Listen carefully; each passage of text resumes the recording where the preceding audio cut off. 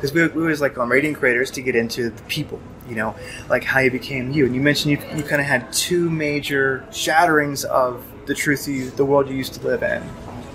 The first one I'm telling you was just at this last conference I went to at the AV10, or at the Alternative View 10 at Ian Crane's thing that I visited in London, because I never put together the 5G thing on the crowd control, and I never put together the EU Integrated Defense Force going into North Africa to take what was formerly the Roman grain growing belts, on how they were going to get it. I just didn't understand that. I didn't even know the Integrated Force EU Defense Force was going to go down into the Northern African countries. I did not know that. Totally unaware. And I didn't know that Brexit also is not so much about Brexit with the economy and the loss of jobs. It's about they don't want to get stuck in the integrated EU Defense Force.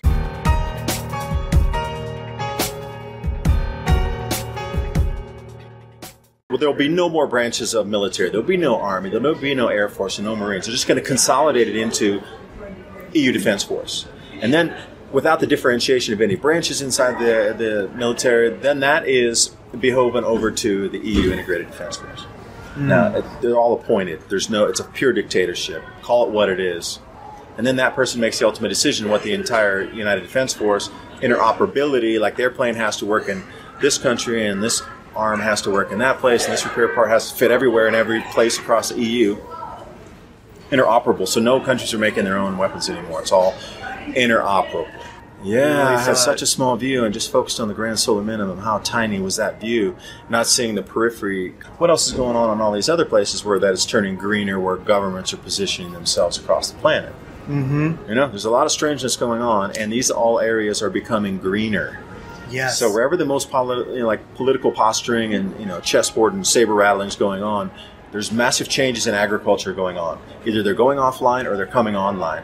So instead of looking at natural resources like oil and these kind of things, start to look for the food growing areas. Where are you going to grow food or where's not growing food? This is going to, you already see it across the news. These are the greatest things happening in politics. Yeah, and hopefully I can link to that in the show notes, the maps that show the during the last grand solar minimum where it got warm and where it got cold, because it's kind of the same pattern is to some extent repeating. So yes. So we can predict and ish. That's an ish. Predict yeah. ish. And then when you look at the world events that are going on, it starts to put it in a different context. And all the dates keep matching up. 2023. They need by law to have the 5G grid rolled out by 2023. No later. It has to be operable by 2023. Take a look at the new highway system for the rapid response force for whatever it might be in the EU. That has to be completed by 2023. The interoperability and the full integrated EU Defense Force needs to be fully operational by 2023. So what is it in Europe and across that area, that 2023, and it matches exactly with my super first heaviest crop loss across the planet. Mm-hmm. Like I really believe 2023 and 24, that year of crop harvest, are going to be the wake-in defining crack the camel's back. We are in a new territory year, because they're going to understand for the previous years that they keep hearing in the background, crops are being lost, okay, I kind of understand it now, but it couldn't get too bad until we get into 2023 and 4, where we lose so much that it takes us below the carryover stocks. We got nothing in the silos, and people are going to start vying for food for serious. This is the year that it's going to start, in my opinion. But why is it that everything else across Europe needs to be integrated and fully functional by 2023? So that was another part of the piece of the puzzle that I wouldn't have got. So talking about the EU Integrated Defense Force and all these things, but then when they put the dates on it, that was the home run for me. Because talking about an EU force going down to take North Africa, whatever, that okay. But put the dates on it, exactly why it has to be, then it all needs to be revolving around the same set of circumstances that they're also preparing for. So that gave me the secondary confirmation, tertiary confirmation of governments knowing what's happening and positioning themselves for continuity of government in the future. And that's just another example. America's doing it, China's doing it, the whole EU's up on it. So obviously most people know. Yeah, except the citizens. The citizens, yeah, they don't know. Not yet. But they will. Many. Yeah. It's just better to know now. Come to Econ 2020. It's going to be an important one. We'll give you a bag of rice if you come, because it's going to be double priced by that point. Because we're going to buy the rice now for 2020. Right. It'll be a gift, and you'll be like, "Damn, I got rice." Your little gift bag when you arrive will be more than worth more than your tickets to get. Yeah, right. Don't worry about it. Well, and then there was one other big shattering of the truth. If you want to go into that, when I traveled in India. because again, I got to realize I grew up in the States, and the education system that pushed me through high school, university was always, World Bank's there to help, United States is there to help, we're the ones leading the world, this, that, and the other, whatever the indoctrination is that you learn in the United States growing up in the educational system. We're here to help, we're helping.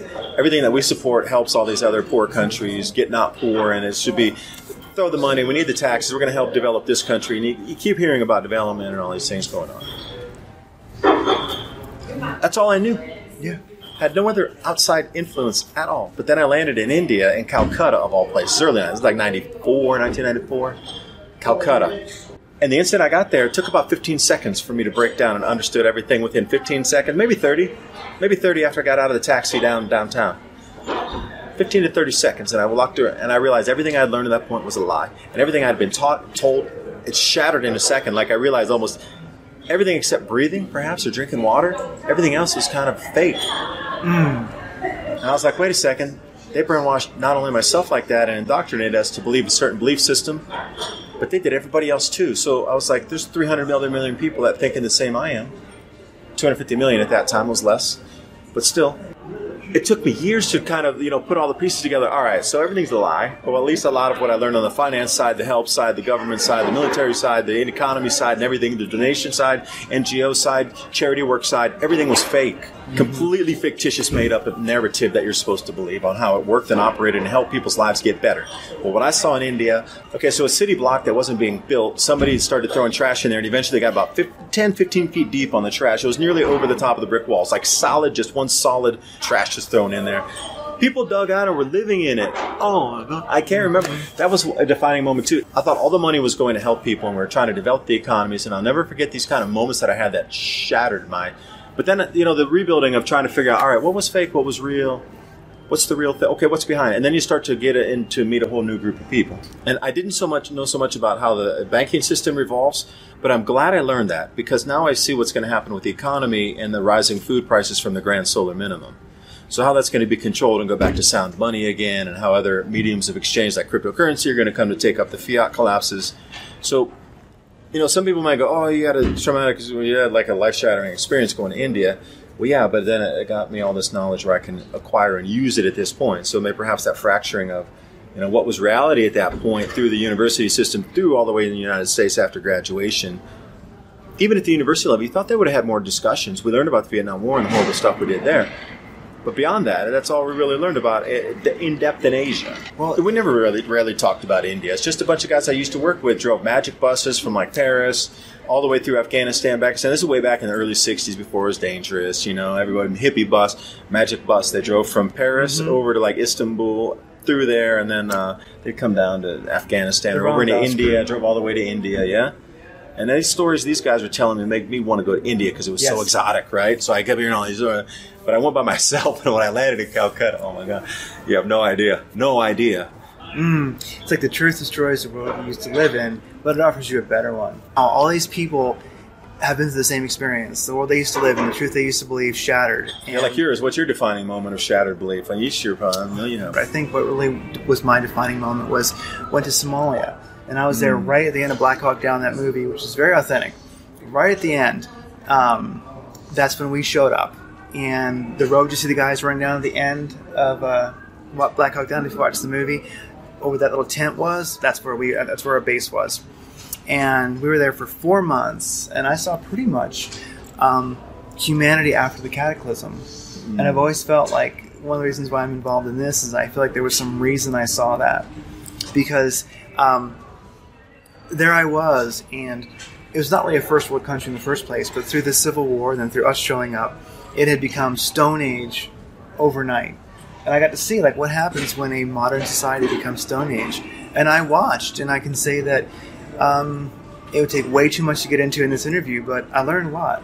If you want to know more, you should listen to our interview, because we talked about this in depth. Adapt 2030 channel, part 1 through 4.